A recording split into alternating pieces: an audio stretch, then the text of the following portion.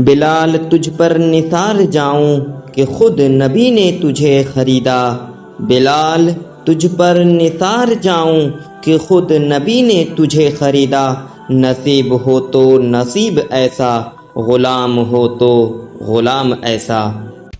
AK T V کے معزز ناظرین، السلام علیکم ورحمۃ اللہ وبرکاتہ۔ ناظرین کرام، آج میں آپ حضرات کے سامنے حضرت بلال رضی اللہ عنہ کی سیرت کے بارے میں کچھ گفتگو کرنا چاہتا ہوں۔ وہ بلال جس کے قدموں کی آہٹ نبی کریم صلی اللہ علیہ وسلم نے جنت میں سنی۔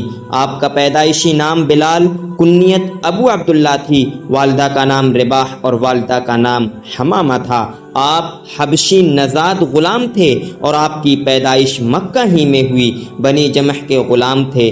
آپ کا قد نہایت طویل، جسم چست، رنگ نہایت گندم گوں بلکہ سیاہی مائل، سر کے بال نہایت گھنے خمدار اور اکثر سفید تھے۔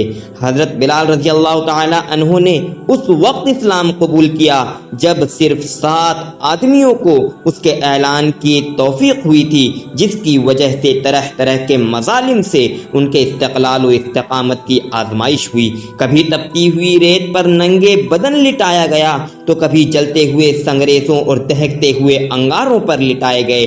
ابو جہل ان کو منہ کے بل سنگریزوں پر لٹا کر اوپر سے پتھر کی چکی رکھ دیتا اور جب آفتاب کی تمازت بے قرار کر دیتی تو کہتا، بلال اب بھی محمد صلی اللہ علیہ وسلم کے خدا سے باز آ جا۔ لیکن اس وقت بھی دہنے مبارک سے یہی کلمہ احد احد نکلتا۔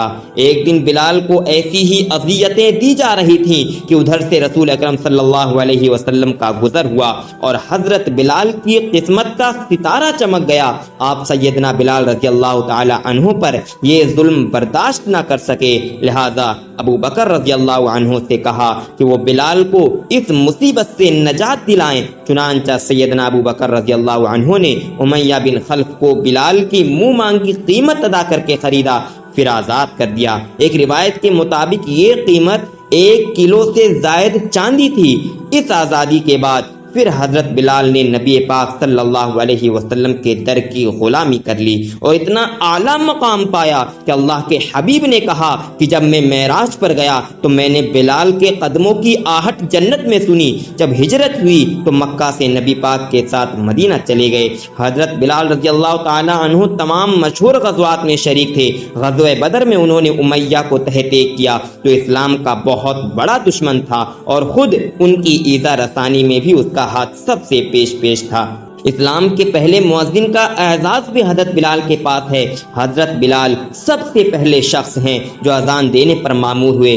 سفر میں حضور صلی اللہ علیہ وسلم کے کھانے پینے کا انتظام بلال کے سپرد ہوتا تھا۔ رسول اکرم صلی اللہ علیہ وسلم کے بعد ایک بار حضرت عمر کے اصرار پر جب بیت المقدس فتح کیا تو اذان کہی۔ اس روز اذان میں جب رسول اللہ صلی اللہ علیہ وسلم کا نام آیا تو غش کھا کر گر پڑے۔ حضرت بلال کی آواز نہایت بلند و بالا دلکش تھی۔ ان کی ایک صدا توحید کے مت والوں تک پہنچتی۔ مرد اپنا کاروبار اور بچے کھیل کود چھوڑ کر مسجد میں جمع ہو جاتے تو نہایت ادب کے ساتھ آستانِ نبوت پر کھڑے ہو کر کہتے، یا رسول اللہ نماز تیار ہے۔ قرض آپ تشریف لاتے اور بلال اقامت کہتے۔ اہل ایمان سر بسجود ہونے کے لیے صف بصف کھڑے ہو جاتے۔ فتح مکہ کے دن نبی پاک صلی اللہ علیہ وسلم نے حضرت بلال سے کہا کہ کعبہ کی چھت پر کھڑے ہو کر اذان پڑھو۔ حضرت بلال نے عرض کی، یا رسول اللہ منہ کس طرف کروں؟ تو نبی پاک صلی اللہ علیہ وسلم نے فرمایا، جدھر جدھر میں جاؤں تم بھی اسی طرف گھوم جانا۔ اس طرح اذان مکمل کی۔ نبی پاک صلی اللہ علیہ وسلم کی پردہ پوشی کے بعد شام کے شہر حلب چلے گئے۔ کہتے تھے اب مدینہ میں دل نہیں لگتا۔ ایک رات خواب میں نبی پاک صلی اللہ علیہ وسلم کی زیارت ہوئی اور آپ نے فرمایا، بلال ایسی بھی کیا بے رخی، ہمیں ملنے کیوں نہیں آتے؟ صبح ہوتے ہی شہر نبی کی جانب روانہ ہو گئے۔ جو ہی حضرت بلال کی اونٹنی مدینہ شریف داخل ہوئی، شہر بھر میں شور مچ گیا۔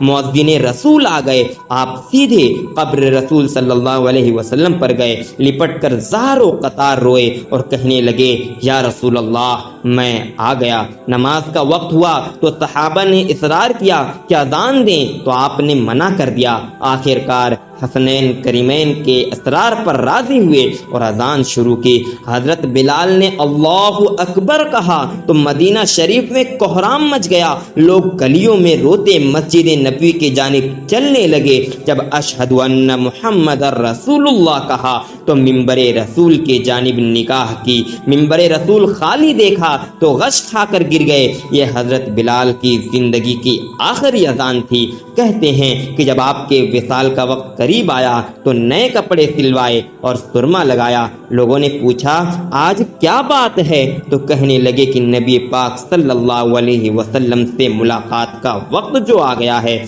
20 محرم سن 20 ہجری کو یہ ماہتاب عشق نبوی غروب ہو گیا۔ دمشق کے محلے باب الصغیر میں آپ رضی اللہ عنہ نے وفات پائی۔ اس وقت عمر تقریباً 63 برس تھی۔ آپ کا مزار دمشق میں ہے۔ امید ہے آپ حضرات کو حضرت بلال رضی اللہ عنہ کی سیرت کے بارے میں سن کر اچھا لگا ہوگا۔